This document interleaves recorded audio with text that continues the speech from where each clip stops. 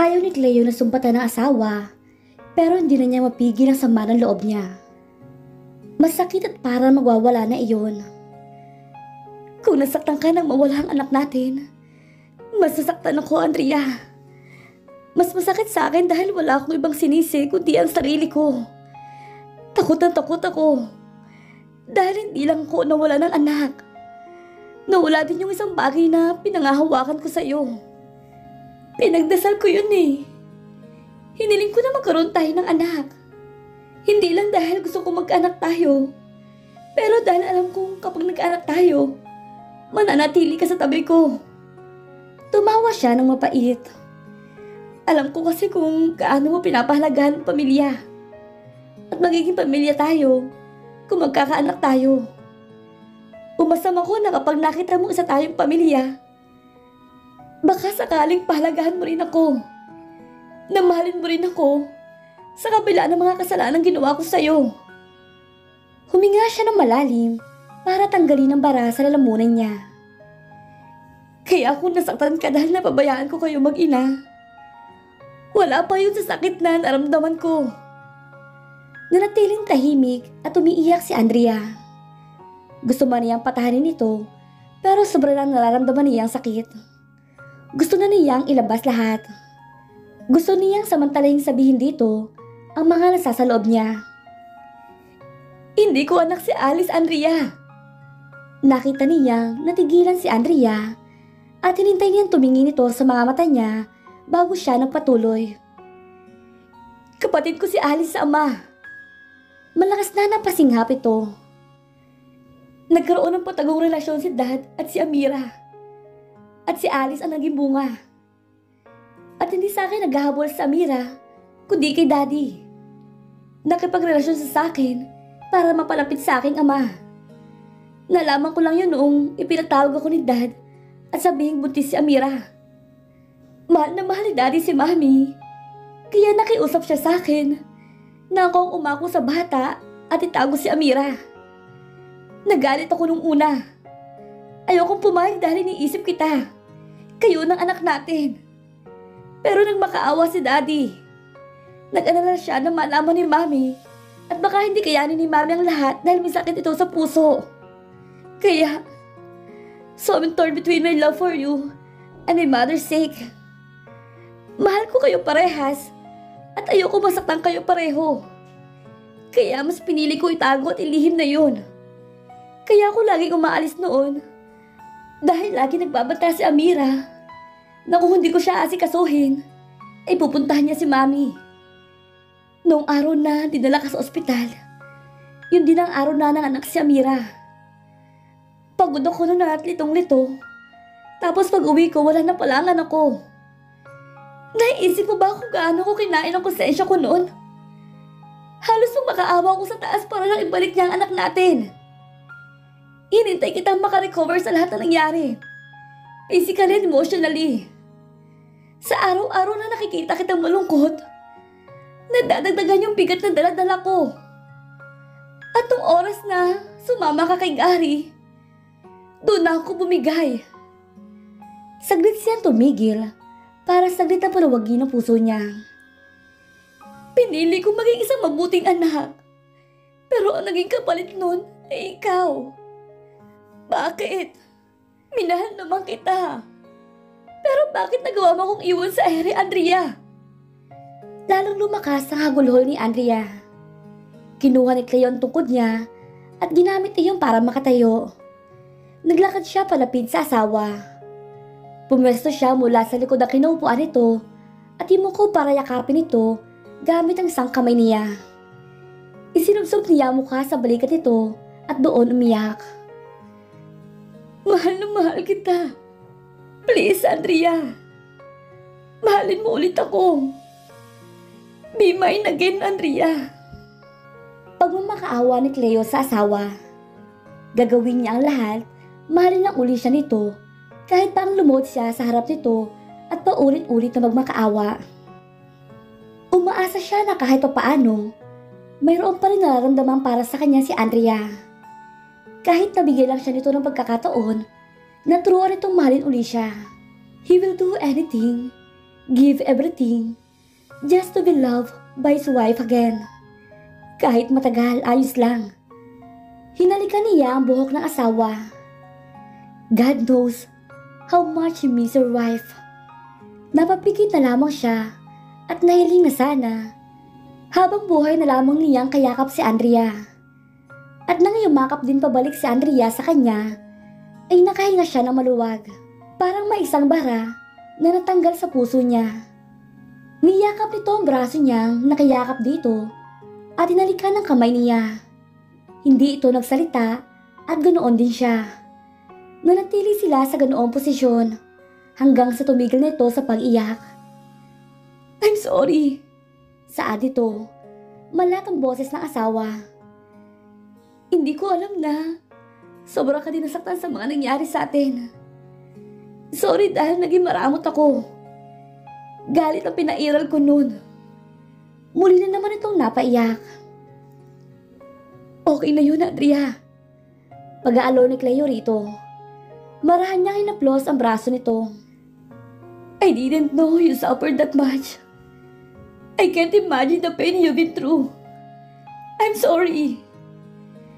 I'm sorry, Cleo. Nasaktan ako nang nawala ang anak natin. At oo, ikaw ang sinisi ko. Umalis ako noon pero araw-araw kitang inaantay na sunduin mo ako. Nang malaman kong na-aksidente ka, pumunta agad kami ni Leo sa ospital noon.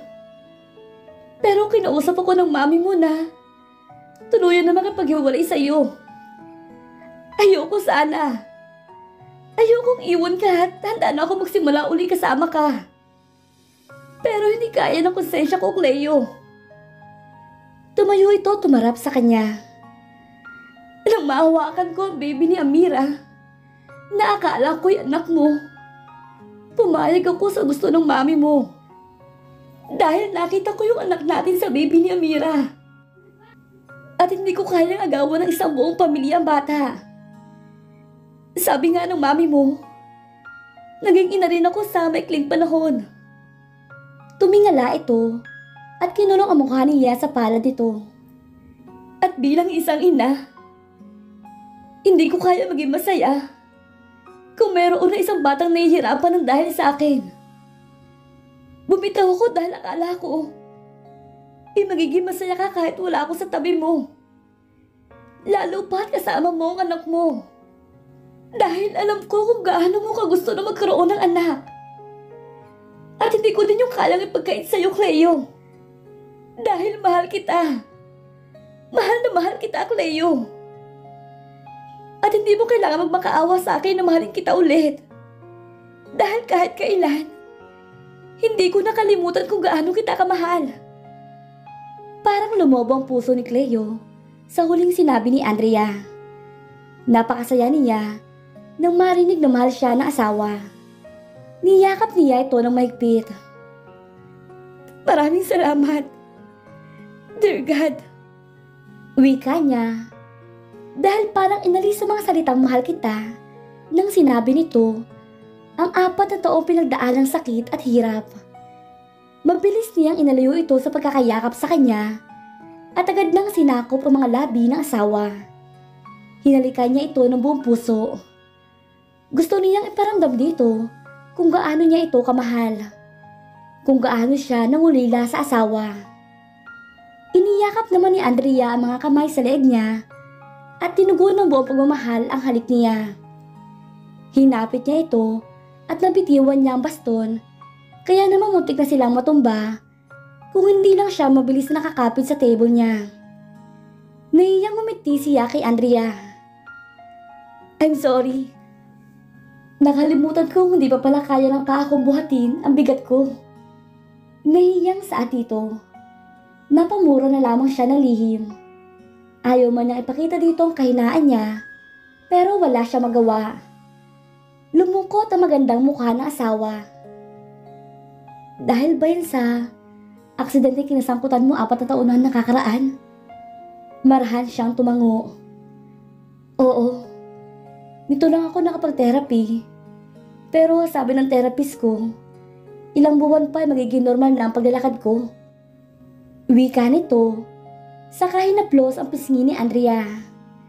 Nangilid na naman ang mukha nito at kita niya ang guilt sa mga mata ng asawa.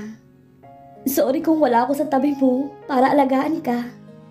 Sa mga oras na dapat ay nasa tabi mo ko. We have a lifetime. Pwede kang bumawi, Andrea. Pwede nating bawiin yung 4 na taon na nawala sa atin, babe. Masuyong sa adik Cleo dito. Saka ito muling inalikan sa mga labi. Tama si Cleo.